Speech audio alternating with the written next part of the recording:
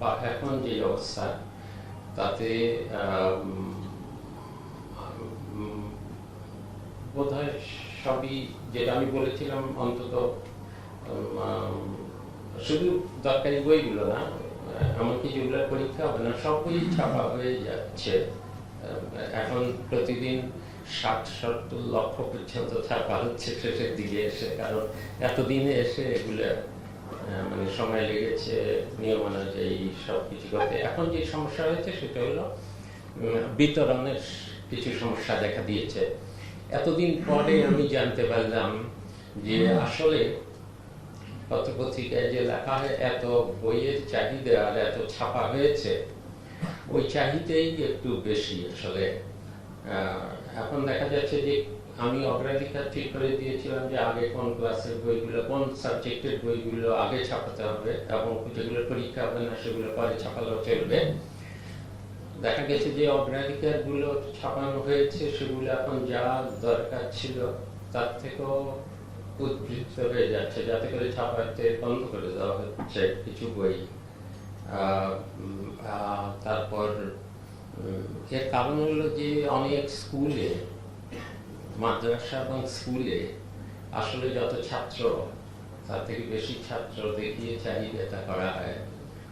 অন্যান্য অনেক বছরে ওই চাহিদাটাই দেখানো হয়, ছাপা আসলে আরো কম হয়, কিন্তু ওই চাহিদা অনুযায়ী যত লেনদেন সব হয়।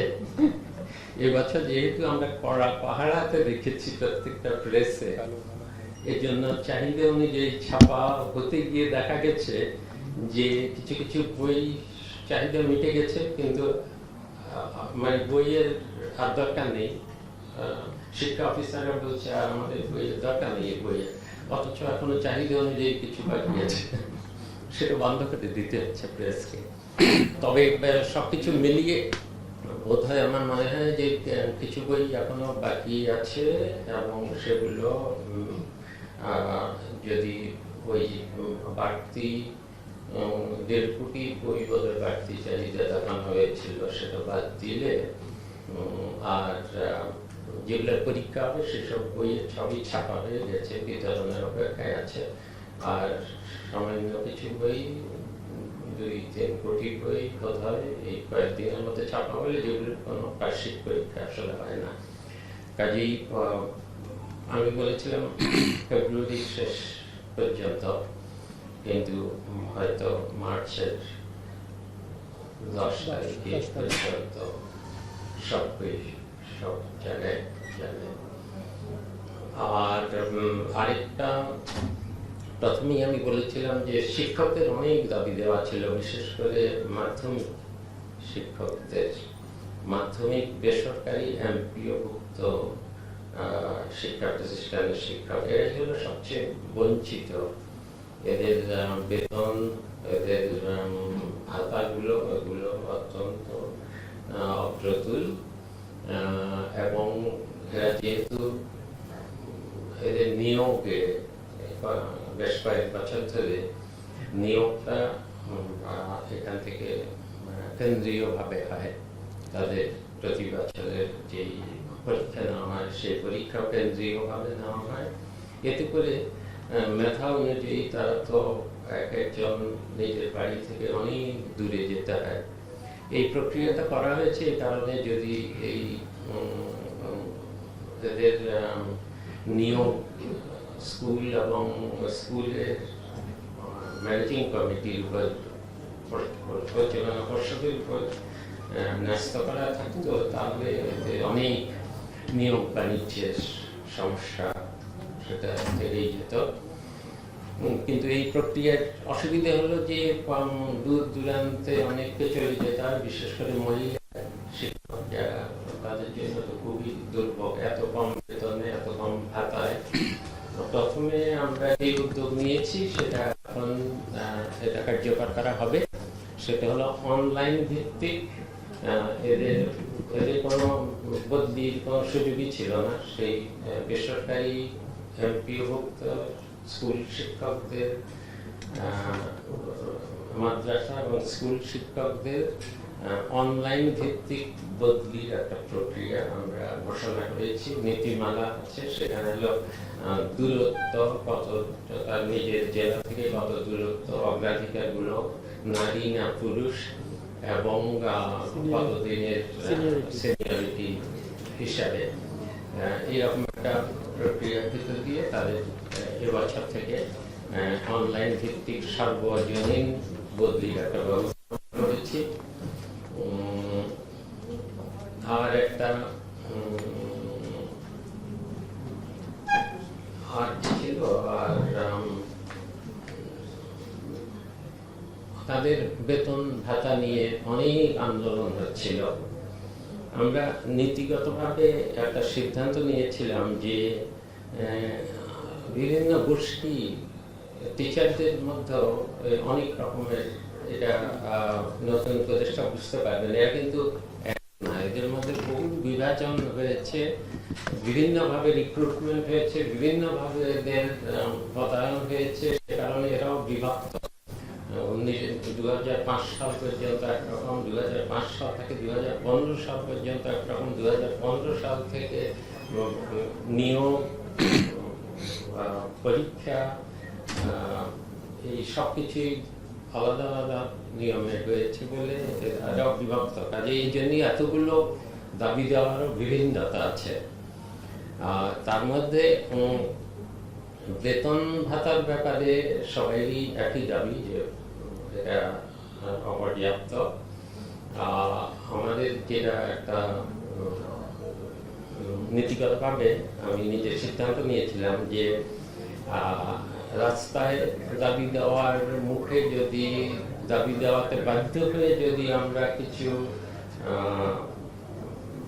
সময়সীমার মধ্যে ঘোষণা করতে হয়, তাহলে কিন্তু বিভিন্ন দাবির মধ্যে ভারসাম্য থাকে না মেটানোর ভিতরে। আমরা সবগুলো দাবি, অধিকাংশ দাবি ন্যায্য, কিছু কিছু দাবি হবে বিপরীতমুখী, কিন্তু এই ন্যায্য দাবিগুলোর মধ্যে যাদের বেশি শক্তি আছে, যারা আন্দোলন করতে পারে, তাদের দাবি যদি আগে বেশি মেটাতে যাই, আবার যেমন অবসরপ্রাপ্ত বেসরকারি খাতের শিক্ষকরা, আমি আগেই বলেছিলাম যে এনাদের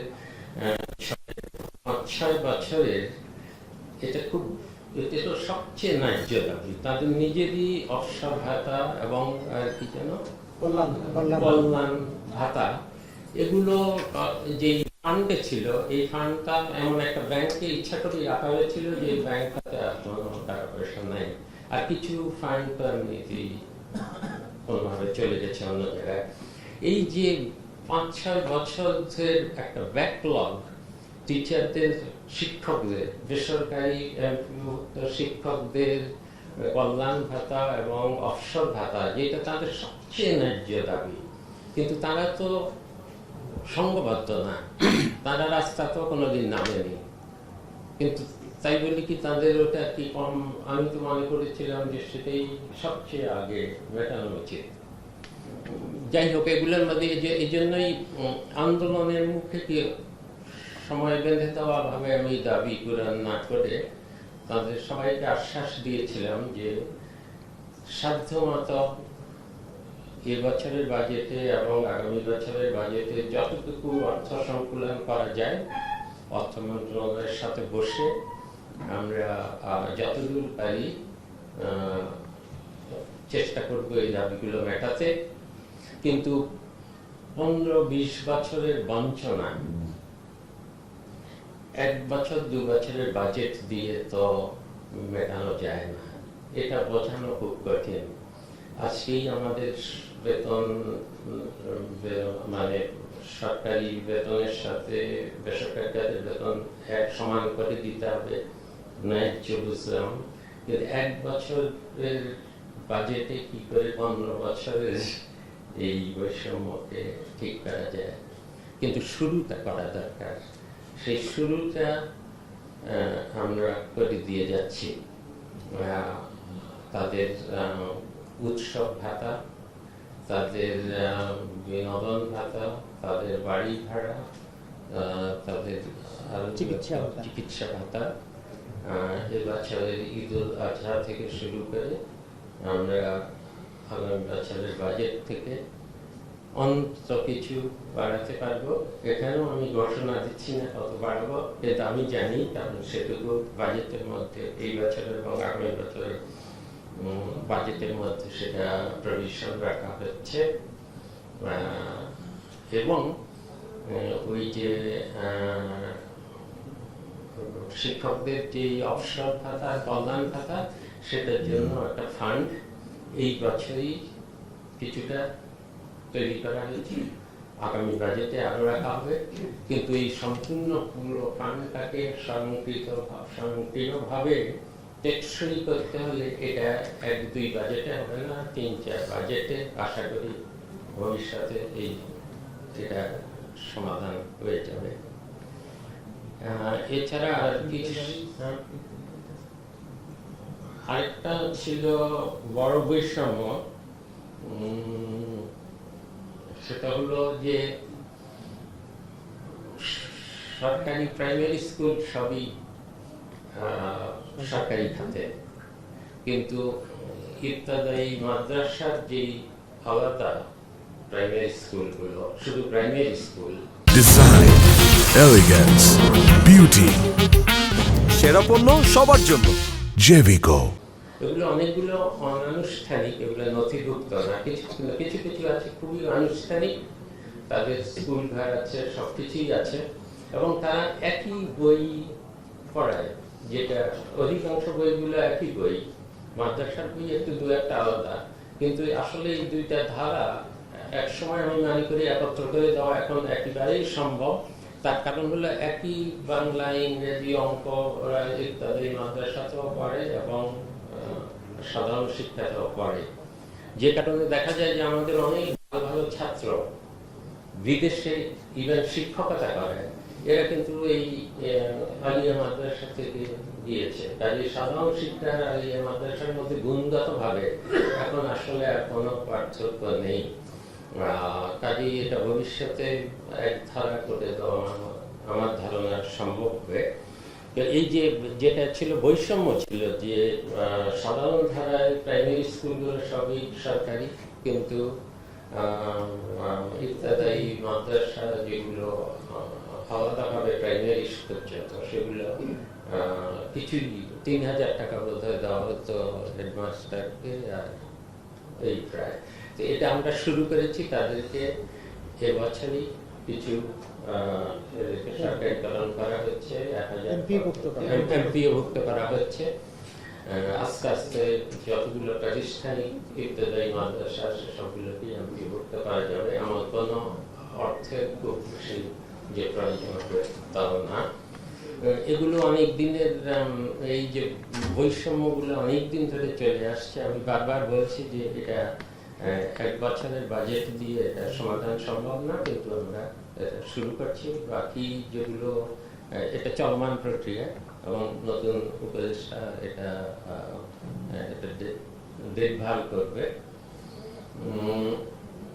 আর সবচেয়ে আমি শেষে বলতে চাই যে যতদূর কাজ আমি এখানে করেছি সেটার জন্য মন্ত্রণালয় এবং বিভিন্ন অধিদপ্তরের কর্মকর্তারা, তাদেরকে অনেক সময় আমি অনেক শক্ত ভাষায় বলেছি যে এই মন্ত্রণালয়ে অনেক অনিয়ম, অনেক দুর্নীতি আছে, অনেক আমলাতান্ত্রিকতা আছে, কিন্তু তার সত্ত্বেও আবার অনেক ক্ষেত্রে আমি দেখেছি যে তাদের যে সহযোগিতা এবং তারা যেভাবে কাজ করেছেন, কাজে উদ্বুদ্ধ হয়েছেন, সেটা আমাকে মুগ্ধ করেছে। বইয়ের বেলায়, বইয়ের প্রকাশনায় এই যে দেরি হচ্ছিল, আমরা যে কি যুদ্ধ করেছি, কত জায়গায়, কত ভাবে, কত প্রতিবন্ধকতা, সেটা বই লেখা যাবে পারে, সাংবাদিকরা সেটা পুরোপুরি জানে না। গভীর রাত থেকেও শুরু করে কিভাবে কত কাগজ উদ্ধার করা হয়েছে বিভিন্ন লুকানো গোডাউন থেকে, সেখান থেকে শুরু করে কখনো কাগজ, কখনো প্রেস, কখনো আমাদের নিজেদের মন্ত্রণালয়ের হয়তো গাফিলতি, সবকিছু মিলে এটাকে অতিক্রম করে এই পর্যন্ত যে এসেছি তার জন্য আমাদের কর্মকর্তারা প্রচণ্ডভাবে পরিশ্রম করেছে। আমি তাদের কাছে কৃতজ্ঞ। অনেকেই জানে না যে NCTB, national curriculum and text book board, এই যে বই ছাপানোর ব্যাপারে শেষের দিকে যখন আমরা বুঝলাম যে আসলে এটা একটা সমস্যা, এটাকে রাত দিন কাজ করতে হবে, তারা কিন্তু কোনো ছুটি নেননি। প্রত্যেক দিন শুক্রবার শনিবারও সকাল থেকে রাত 10টা পর্যন্ত কাজ করেছেন। এবং আমাদের সেক্রেটারি মহোদয়রা অফিসের শেষে গিয়ে সন্ধ্যায় ওখানে বসে প্রতিদিনের হিসাব নিয়েছেন এবং আমার কাছে রাত্রে প্রতিদিনের কত বই ছাপা হয়েছে, কত বই বাঁধাই হয়েছে, কত বই বিতরণ হয়েছে সেই পরিসংখ্যান আমাকে দিয়েছেন। কাজেই শিক্ষা বিভাগ দক্ষতা কম, শিক্ষা বিভাগে কি বলবো গাফিলতি বেশি, এটা যেমন শোনা যায়, কিন্তু তাদেরকেই উদ্বুদ্ধ করতে পারলে যে অনেক অসাধ্য সাধন হয় সেটাও আমি দেখেছি এবং আমি আপনাদের সবাই কাছে খুবই কৃতজ্ঞ। আর আমি আগেই বলেছি যার কাছে দায়িত্ব দিয়ে যাচ্ছি, আমার অনুজ প্রতিম, প্রফেসর আবরার, আমি সম্পূর্ণ নিশ্চিত যে আমি এই সব দায়িত্ব পালন করতে করতে আস্তে আস্তে ঝিমিয়ে পড়ছিলাম এবং কাজের গতি কমে যাচ্ছিল। বিশেষ করে দুইটি মন্ত্রণালয়, এই মন্ত্রণালয়ের সমস্যাগুলো এখানে বললাম, পরিকল্পনা মন্ত্রণালয়ের সমস্যাগুলো এখানে বলছি না। পরিকল্পনা মন্ত্রণালয়ের অধীনে শুধু পরিকল্পনা প্রকল্প তো না, এর সঙ্গে পরিসংখ্যান বিভাগ আছে, এর সঙ্গে আইএমএডি যে অনেকগুলো বিষয় আছে, সেখানে অনেক সংস্কারের প্রয়োজন, যেগুলো আমরা হাত দিয়েছি। কিন্তু আমার বলতেই হবে যে সেখানে শিক্ষার এই সমস্যাগুলো এত আশু সমস্যা ছিল এবং যেহেতু এটা প্রত্যেকটা পরিবারকে প্রভাব বিস্তার করে নেতিবাচক, সে কারণে এখানে আমি বেশি গুরুত্ব দিয়ে অনেকদিন ধরে, যেটা গতকাল বোধহয় প্রধান উপদেষ্টা প্রেস সেক্রেটারি যেটা বলেছিলেন, যে আমি বেশ অনেকদিন ধরেই বলছিলাম যে এই দুই বড় মন্ত্রণালয়ের দায়িত্ব পুরোপুরি ভাবে পালন করা খুবই কঠিন। এই জন্যই শেষ পর্যন্ত প্রফেসর আবরারের মতো একটা যোগ্য মানুষকে খুঁজে পাওয়া গেছে শেষ পর্যন্ত, এবং আমি এখন অনেকটা ভারমুক্ত যে তাকে এখানে দিতে পেরেছি এবং পরিকল্পনা কমিশনে আমি এখন আমার পূর্ণ মনোযোগ দিতে পারবো। তবে এটা মানে এই না যে এখানে আমি আসবো না, কারণ এতক্ষণ যেগুলো বললাম এই সবগুলোই তো এখনো সমস্যাগুলো কিছুটা সমাধান হয়েছে, বাকিগুলো এগুলো চালিয়ে নিতে যাওয়া একটা বড় চ্যালেঞ্জ। আমার এই পুরো সমস্যাগুলো বুঝতেই তো পারলা 2 মাস চলে গেছে। বই ছাপাতে কেন এত দেরি হলো? বই ছাপাতে গেলে যে কত কিছু লাগে, এটা শুধু প্রেস, ছাপাখানা আর আমাদের মন্ত্রণালয়ের বিষয় না। আমার এর মধ্যে শিখতে হয়েছে যে একটা কাগজ, যে কাগজে দুর্নীতি হয়, সেই কাগজ উজ্জ্বলতার মান 80 ভাগ না 70 ভাগ, আমি জীবনে কোনোদিন শুনিনি, যতই অর্থনীতি পড়ি না কেন। তারপরে এর স্থিতিশীলতা বা কত সহজে ছেড়ে যাবে, যেমন পত্রিকার নিউজ প্রিন্ট ছেড়ে যায়, আর এটা কত টেকসই হবে সেটারও একটা মেজার আছে। এগুলো আমার শিখতে হয়েছে।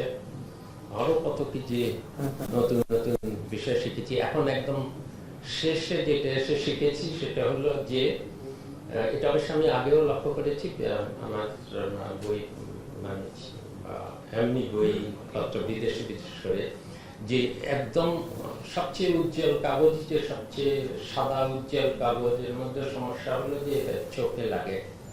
তো এবার আগামী বছর থেকে ঠিক করা হয়েছে যে উজ্জ্বল ঠিকই থাকবে, কিন্তু সেটা অফ হোয়াইট হবে, যাতে করে বাচ্চাদের চোখে সেটা না লাগে।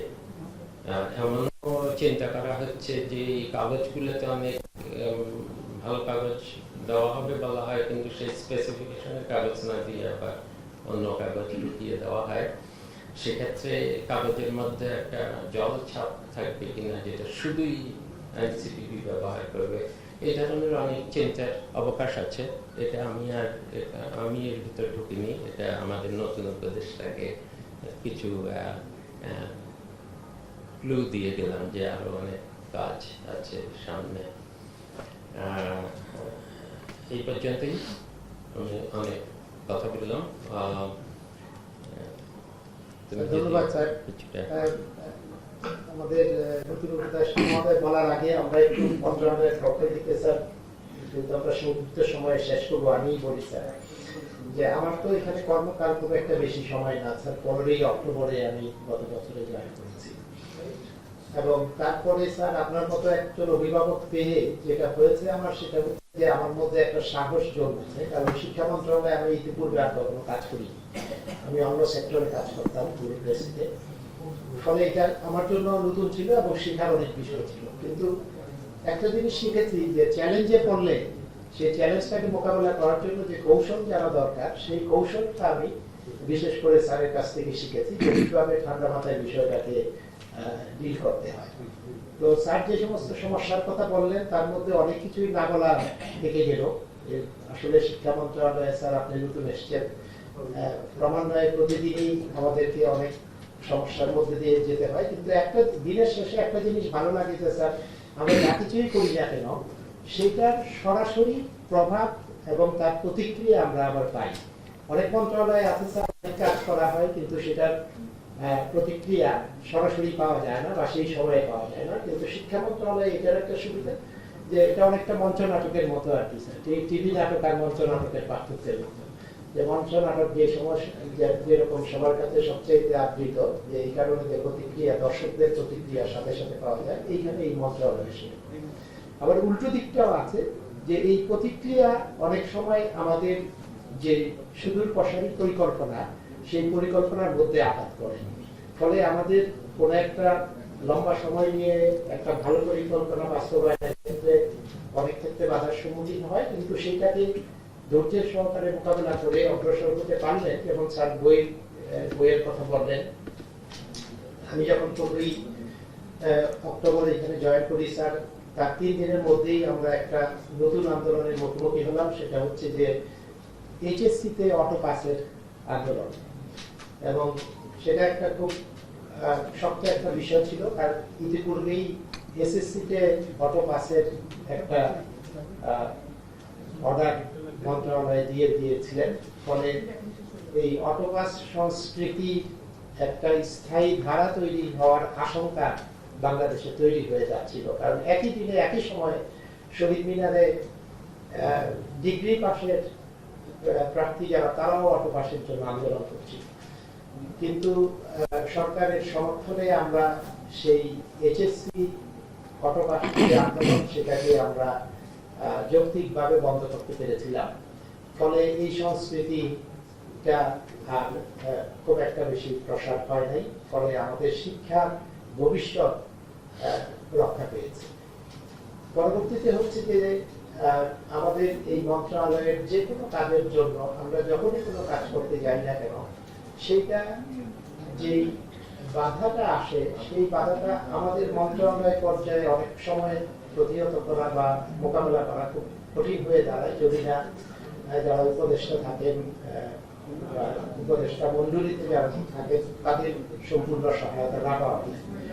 যেমন আমরা বই ছাপানোর ক্ষেত্রে দ্রুত আমাদেরকে দরপত্র আহ্বান করে সেগুলি অনুমোদন পারচেস কমিটিতে নেওয়ার বিষয় ছিল, আমাদের টাকা পয়সার অভাব ছিল, সেইগুলি অর্থ মন্ত্রণালয় থেকে প্রদানের ব্যবস্থা ছিল, সেগুলি আমাদের উপদেষ্টা মহোদয় যেভাবে হ্যান্ডেল করেছেন সেটা আমাদেরকে শক্তি দিয়েছে, সাহস দিয়েছে, আমাদেরকে আমাদের বিশ্বাস দিয়েছে যে আমরা যত প্রতিকূলতাই আসুক না কেন সেটা আমরা অতিক্রম করতে পারবো।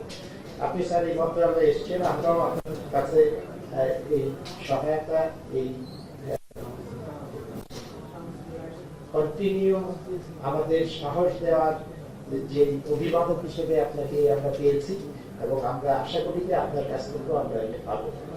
তো আপনাকে স্যার অনুরোধ জানাবো আপনার প্রাথমিক অনুভূতি, যেহেতু আপনি আজকেই প্রথম আসছেন আমাদের মাঝে, স্যার যতটা ডিটেল বিষয়বস্তুগুলিকে উপস্থাপন করতে পেরেছেন, কিন্তু সেগুলি থেকে আমরা কিছু দিক নির্দেশনা পেয়েছি যে আমরা কিভাবে আমাদের শিক্ষা পরিবার বলতে স্যার একেবারে সেই গ্রাম পর্যন্ত বিস্তৃত স্কুলের যে শিক্ষক সেও আমাদের এই পরিবারের সদস্য স্যার। তো এই পরিবারের সদস্যদের দুঃখ কষ্ট তার সবগুলি আমাদেরকে ছুঁয়ে যায় এবং আমরা মনে করি যে যারা আছি তারা একটা পাহাড় সমান দায়িত্ব নিয়ে আমরা এই দায়িত্ব পালন করছি। কারণ আর কোনো মন্ত্রণালয় নেই যে মন্ত্রণালয় এই দেশের প্রতিটি মানুষকে, প্রতিটি পরিবারকে স্যার কোনো না কোনো ভাবে শিক্ষকতার সাথে জড়িত অথবা তার পরিবারের কেউ শিক্ষকতার সাথে জড়িত অথবা তার পরিবারের কোন সদস্য স্কুল কলেজ বা বিশ্ববিদ্যালয়ের শিক্ষার্থী। ফলে এখান থেকে আমরা যেই আদেশটাই দেই না কেন সেটা প্রতিটা পরিবারকেই ইয়ে করে। আমরা এই দায়িত্ব নিয়ে, এই উপলব্ধি নিয়ে এই মন্ত্রণালয়ে কাজ করি যে আমার কোনো একটা আদেশ নির্দেশের কারণে যেন কোনো একটা ব্যক্তি যেন কোনোভাবে ক্ষতিগ্রস্ত না হয়। কিন্তু মানুষের চাহিদা অনেক, এই ডিপার্টমেন্ট যেহেতু বড়, এখানে সমস্যাও অনেক, সুতরাং আমাদের সরকারের যে সীমাবদ্ধতা সেই সীমাবদ্ধতার মধ্যে থেকেই আমাদেরকে কাজ করতে হয়।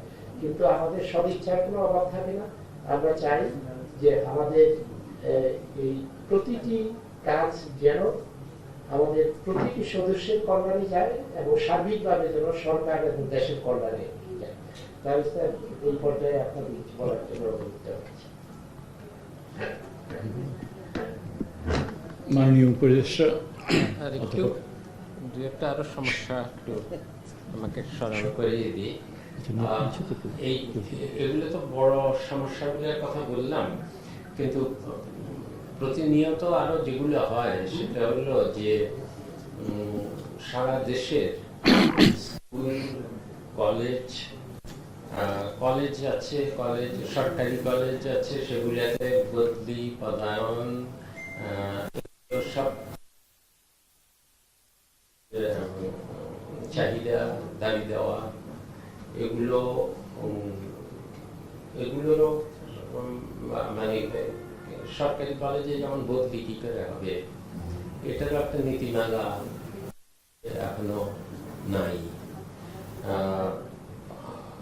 আমার নিজের ব্যক্তিগত দেখছি কিছু কিছু শিক্ষক ক্ষেত্রে ঢাকাতে যে অনেকগুলো কলেজ আছে, বড় কলেজ, সেগুলোতে বছরের পর বছর এখানেই থাকেন, এক কলেজ থেকে আগের কলেজে একই শিক্ষা বিসিএস দিয়ে যারা বিসিএস ক্যাডারে ঢুকেছেন, শিক্ষা ক্যাডারে, আমি অনেককে ব্যক্তিগতভাবে দেখলাম যে হয়তো আমি একজনের কথাই বলি, যার কথা দেখেছি উল্লাপাড়া পাবনার একটা কলেজ, সেখানে তিনি 20 বছর ধরে আছেন।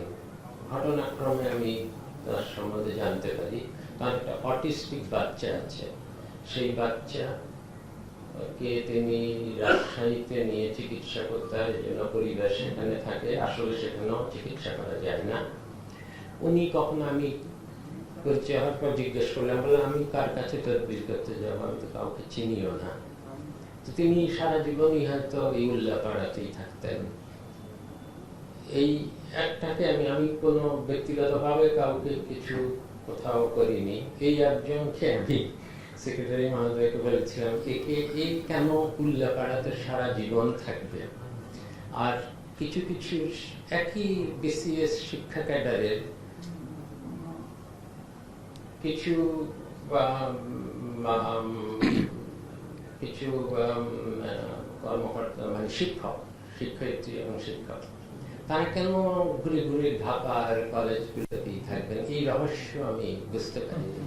তারা কি রাজনীতিকদের কোনো সম্পর্ক, নাকি উচ্চ পদের সরকারি কর্মকর্তাদের সাথে সম্পর্কিত, নাকি তারা বিশেষ মেধার তো না। তার কারণ হলো যে একই বিসিএস পাস করা।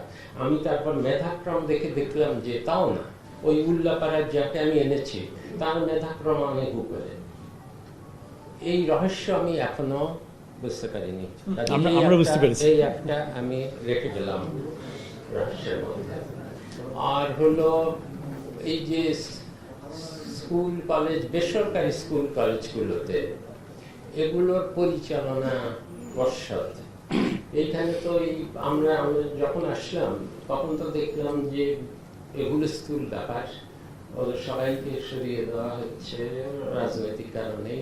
অন্যায় করেছে বলে, অনেকে অন্যায় করেনি, তবু আমি চেষ্টা করেছি যারা কোনো আসলেই যেসব শিক্ষক বা যেসব পরিচালনা পরিষদের যারা ছিলেন, বা যদি কোনো অন্যায় না করে থাকে শুধু মতাদর্শের জন্য, তো তাদেরকে বিতাড়িত করা ঠিক না। কিন্তু তাই হয়েছে, এবং চাপ দখলের মতো ওই পরিচালনা পর্ষদগুলো বদল হয়ে যাচ্ছিল। তখন আমরা এইগুলো অনেক বড় স্টোরি, তখন আমরা সবগুলো পর্ষদ বাতিল করে বেসরকারি স্কুল কলেজে প্রশাসক নিয়োগ করলাম, ডিসি বা ইউএনওকে। তারপর দেখলাম যে ডিসি এবং ইউএনওরা বলছে যে তাদের অধীনে একজনের অধীনে ইভেন ম্যাজিস্ট্রেটকে পাওয়ার দিল, তার অধীনে 10-12টা কলেজ এসে যাচ্ছে, স্কুল তো আরো বেশি। ওই যে উল্লাপাড়ার কথা আবার আমি আসলাম, উল্লাপাড়াতে হলো 11টা কলেজ, বেসরকারি কলেজ আর একটা সরকারি কলেজ। এত সরকারি বেসরকারি কলেজ স্কুল হয়েছে, ভালো কথা, কিন্তু সেখানে আবার অনার্সও পড়ায়, মাস্টার্সও পড়ায়, কিন্তু কোনো শিক্ষক নাই। কোথাও কোথাও শিক্ষক 2-1 আছে, এইচএসসি থেকে আরম্ভ করে মাস্টার্স পর্যন্ত প্রায় 2 জন শিক্ষক একটা সাবজেক্টে। আমি বললাম আসলে কি করেন? বলে আসলে শিখাই না কিছু, আসলে অন্য কাজ করি। আর তাহলে বললাম যে তাহলে ছাত্ররা কি করে? বলে ছাত্ররা তো শুধু নামে আছে, ওরা তো কেউ আসে না। এরকম গ্রামে গঞ্জে বহু ইউনিভার্সিটি কলেজ আছে বেসরকারি। কি করে তারা স্থাপিত হলো, কি করে তারা মাঝে মাঝে এদেরকেও আবার এমপিও ভুক্ত হলো, আবার এমপিও ভুক্ত হলে বাকিরা দাবি করে তারাও এমপিও ভুক্ত হতে হবে। একটা বিশাল বিশৃঙ্খল অবস্থা। তো ওই যে আবার পরিচালনা পর্ষদ, সেখানে তারপর যখন দেখা গেল আর এই যে কর্মকর্তারা ডিসি ইউএনওরা সামলাতে পারছেন না, তখন আমরা ঠিক আছে তাহলে স্থানীয় গণ্যমান্য গ্রহণযোগ্য মানে যাদেরকে ভালো মানুষ মানে করে এরকম দিয়ে একটা পরিচালনা পরিষদ গঠন করুন বেসরকারি স্কুল এবং কলেজগুলোতে।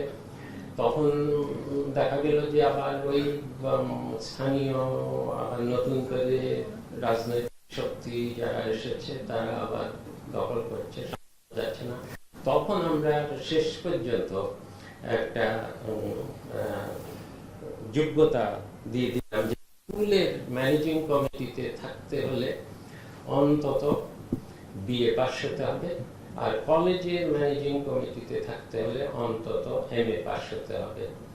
আমার ডিসি মহোদয়রা বললো এটাতে কাজ হয়েছে, কারণ তাতে বোঝা গেল রাজনৈতিক প্রভাবে যারা স্কুলের ম্যানেজিং কমিটিতে আসতে চান তাদের অনেকে স্কুলের পাশে না। আশ্চর্য! এই হলো আমাদের এই শিক্ষা ব্যবস্থাকে তুলতে হলে।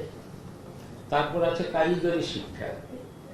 কারিগরি শিক্ষাতে আমাদের তো আসলে অন্তত এখন 20 ভাগ যায় সাধারণ শিক্ষা থেকে, টিটিসি আছে, যে টেকনিক্যাল ট্রেনিং কলেজ, আর কিছু পলিটেকনিক আছে।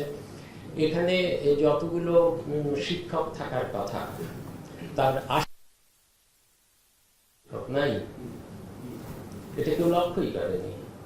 উনি এসে এটা লক্ষ্য সচিব মহোদয়, বিসিএস এর একটা নতুন ক্যাডার আমাদের তৈরি করতে হলো, বিসিএস কারিগরি শিক্ষা ক্যাডার। সেখান থেকে দ্রুত অন্তত কয়েকশো ৩,০০০-এর মতো পাওয়া গেল।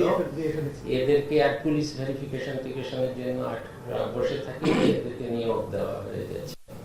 তো এই এত সমস্যা, ছোট ছোট সমস্যা বিভিন্ন জায়গায় ছড়িয়ে আছে এই শিক্ষা ব্যবস্থায়।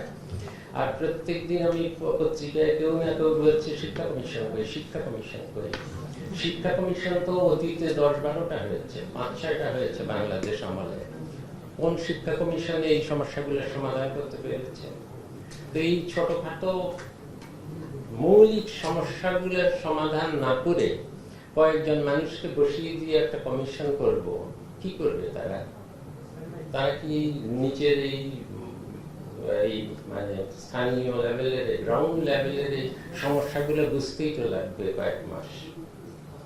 কাজেই এই শিক্ষা ব্যবস্থাকে ভালো করতে হলে একটা হতে পারে দিক নির্দেশনার জন্য একটা কমিশন থাকুক, সেটা আস্তে আস্তে কাজ করবে। এটা এই আমরা যে 6 মাসের 3 মাসের কমিশন বানিয়েছি, এইটা এসে কিছু করতে পারবে না। একদিকে এরকম একটা দূরদৃষ্টি সম্পন্ন একটা কমিশন আসলেই দরকার, যেটা বাংলাদেশের শিক্ষা ব্যবস্থা কি হচ্ছে সেটা কি হওয়া উচিত সেগুলো চিন্তা করবে। সেটা একটা রাজনৈতিক নির্বাচিত সরকারই করা উচিত। কিন্তু এর মধ্যে আমরা যে কাজগুলো করছি, এরকম বিভিন্ন ক্ষেত্রে তো অনেক কিছু করার আছে। এটা পুরো শিক্ষা ব্যবস্থার ব্যাপার না, এটা প্রত্যেকটা শিক্ষা ব্যবস্থার প্রত্যেকটা অঙ্গে অঙ্গে সমস্যা আছে, সেগুলো আলাদা আলাদা ভাবে আগে ঠিক করা দরকার। অনেকে এটা জানে না যে বেসরকারি খাতের শিক্ষকদের কোনো প্রশিক্ষণের ব্যবস্থা নেই। একটা যে নায়েম আছে, ওটা হলো বা টিটি কলেজগুলো আছে, টিচার্স ট্রেনিং কলেজগুলো আছে, এগুলোতে অধিকাংশই শুধু সরকারি খাতের স্কুল এবং কলেজের শিক্ষকদের প্রশিক্ষণ দেওয়া হয়। কিন্তু সরকারি খাতে স্কুল কলেজ বেসরকারি খাতের তুলনায় অনেক কম। বেসরকারি খাতেই বিশেষ করে স্কুল পর্যায়ে প্রায় সিংহভাগ শিক্ষক। এত বড় একটা শিক্ষা ব্যবস্থা, যার মধ্যে শিক্ষকদের প্রশিক্ষণের কোনো প্রাতিষ্ঠানিক ব্যবস্থা নাই। তো শিক্ষা কমিশন তো আসবে, এসে দেখবে, দেখে শনাক্ত করবে, করে সমাধান তো আরো অনেক সময় লাগবে। আস্তে আস্তে একটা শিক্ষা ব্যবস্থা যখন নষ্ট হয়ে যায়, এটা নষ্ট হতে অনেক সময় লাগে, বহু বছর ধরে নষ্ট হয়। আর এটাকে আবার টেনে তুলতে হলেও অনেক সময় দরকার হয়, 1 বছরে হঠাৎ করে হয় না। একমাত্র আমাদের সুবিধা হলো যে নতুন প্রযুক্তি আছে। এই কথাটা আরেকটা চ্যালেঞ্জ, যে প্রযুক্তি ব্যবহার করে এখন আমরা কিছু শর্টকাট করতে পারি।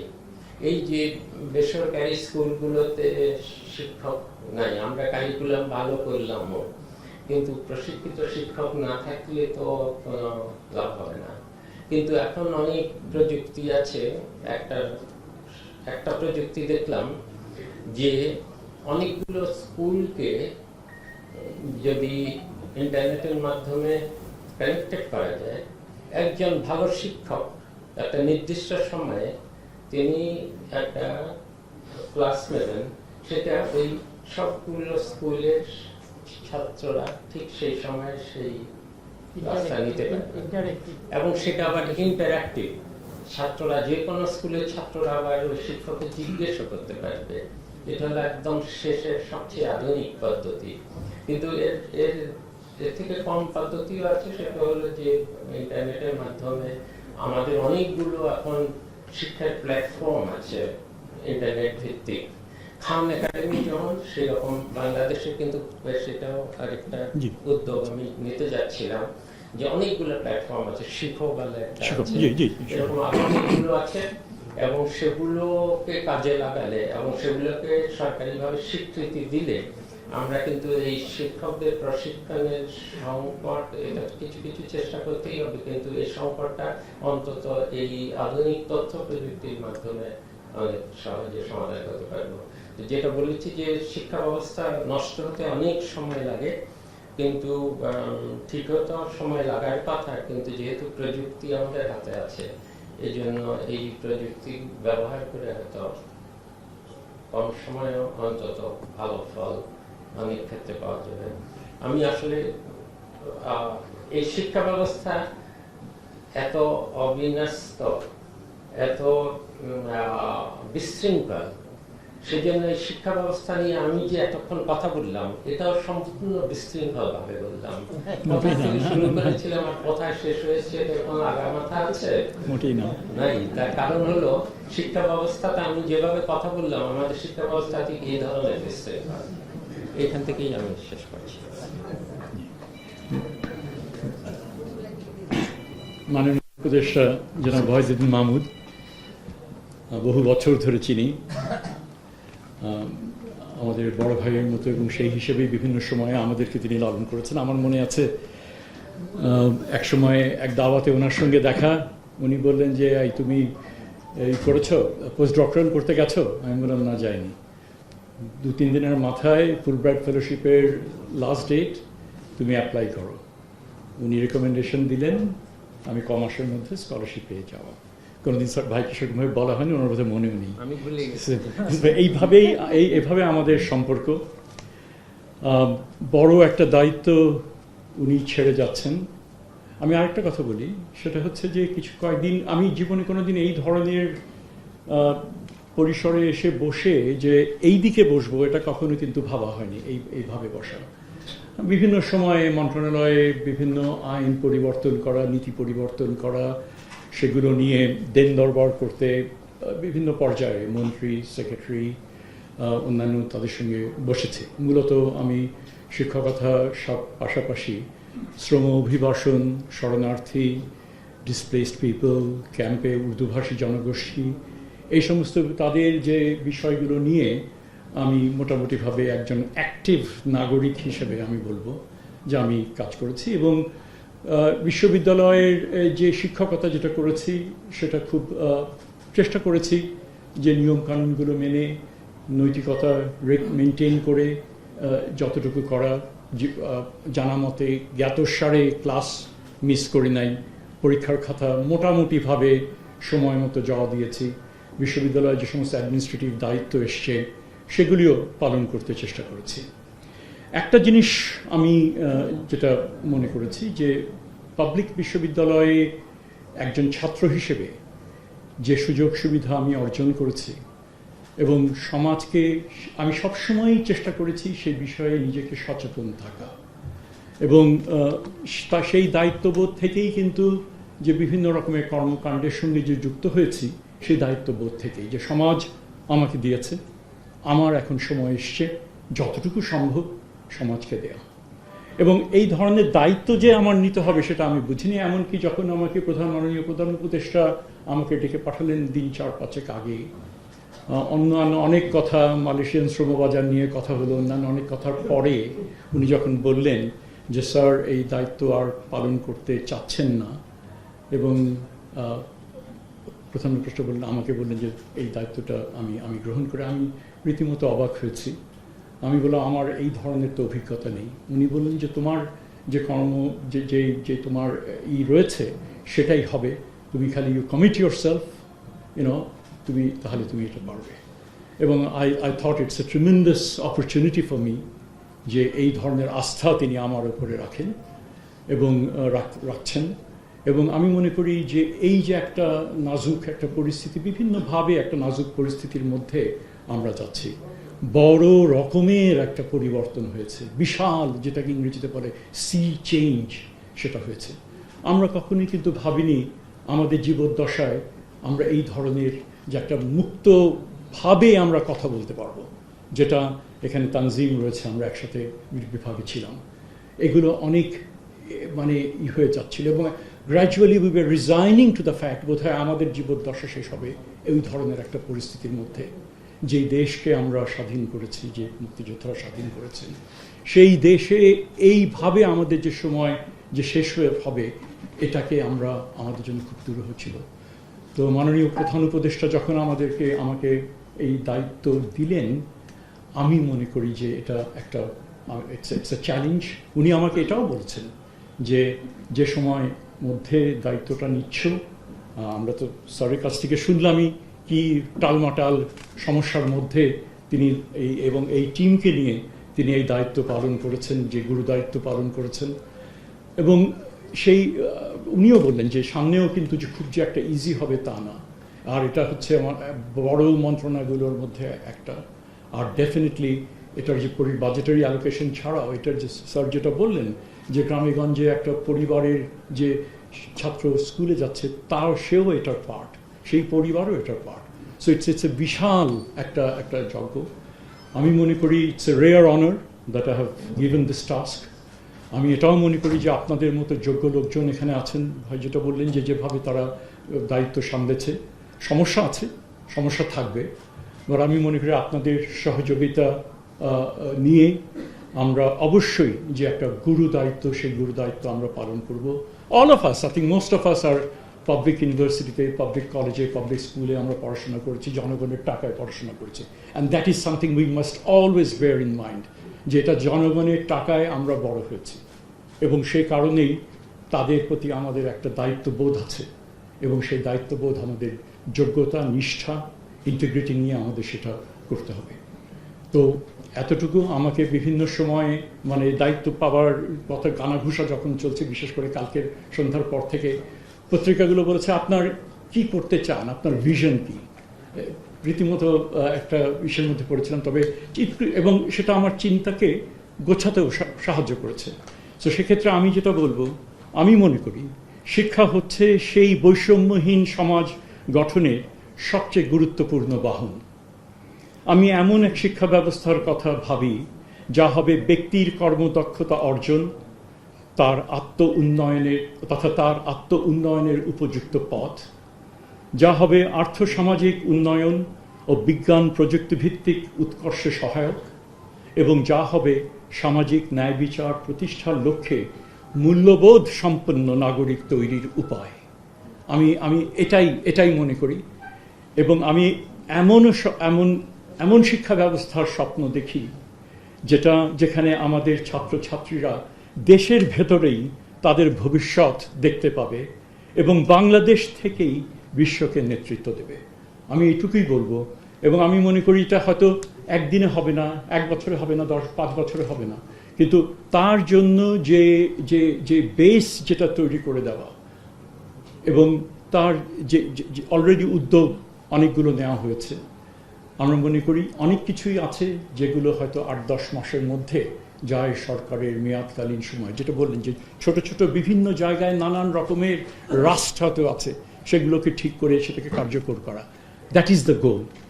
এই ধরনের যদি হাই ইম্প্যাক্ট, যদি স্বল্প মেয়াদী বিষয়গুলোকে আমরা আইডেন্টিফাই করব এবং সেগুলো ব্যাপারে আমরা শুরু করব, এবং এছাড়া লং ড্রন যে কিছু ইস্যুস যেগুলো আছে, যেগুলো আমাদেরকে সমাধান করতে হবে বলে আমরা মনে করি, তাহলে আমরা অংশীজনদের নিয়ে আমরা সেগুলো নিয়ে আলাপ আলোচনা শুরু করব, যাতে তাদেরও একটা এখানে স্টেক হোল্ডার হিসাবে তাদের একটা দায়িত্ব থাকে।